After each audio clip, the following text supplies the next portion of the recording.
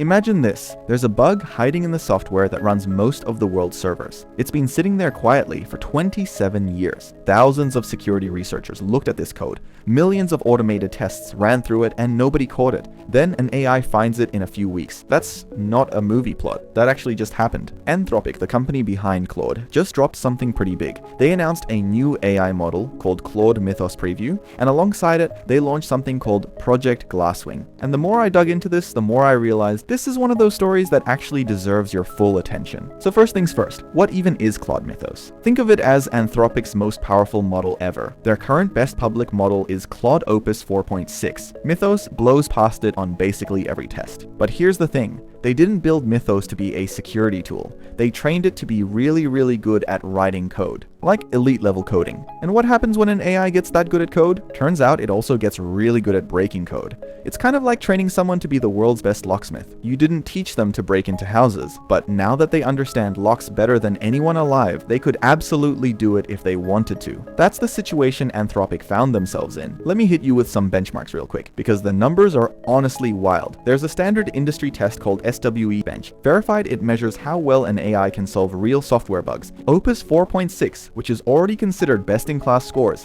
80.8%.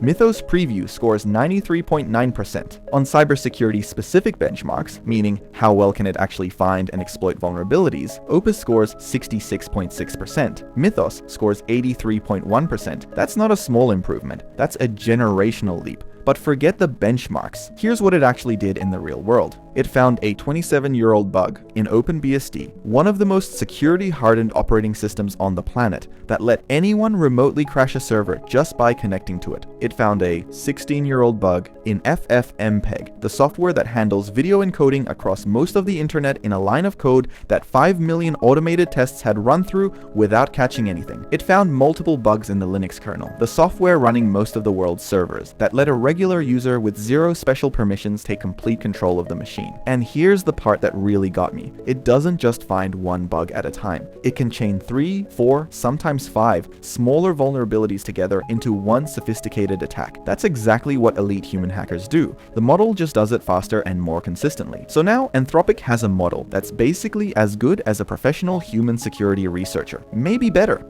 And that creates a very real dilemma. If they just release this model publicly tomorrow, every bad actor on the internet, every hacker, every cyber criminal, every state-sponsored group would instantly have a tool that's better at finding vulnerabilities than most professional security teams. And this isn't just Anthropic's problem. Every major AI lab right now is building better and better coding models. And if being good at code automatically means being good at hacking, then every frontier model being trained right now is quietly becoming a more powerful hacking tool, whether anyone wants that or not. The global cost of cybercrime is estimated to be around $500 billion every year.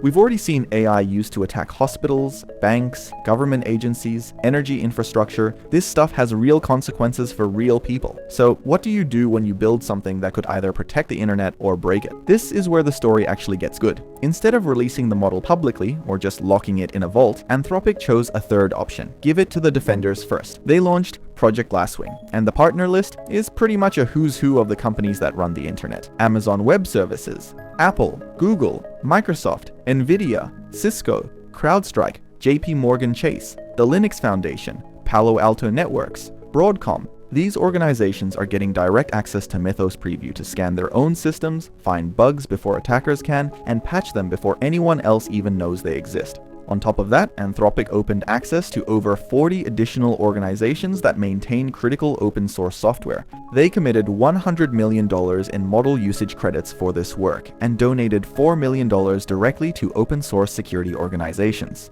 They've also been in active discussions with US government officials about the model's capabilities and how to defend against the risks it represents. Okay, most of you watching this aren't running security at a Fortune 500 company. So what does this actually mean for a regular person? A few things. First, your software is about to get more secure. The bugs Mythos is finding are in the operating systems on your phone and laptop, the video software your apps use, the servers your browser talks to. Patches are already rolling out. You'll get a software update one day and have no idea that behind it is an AI that caught something a human might have missed for another decade.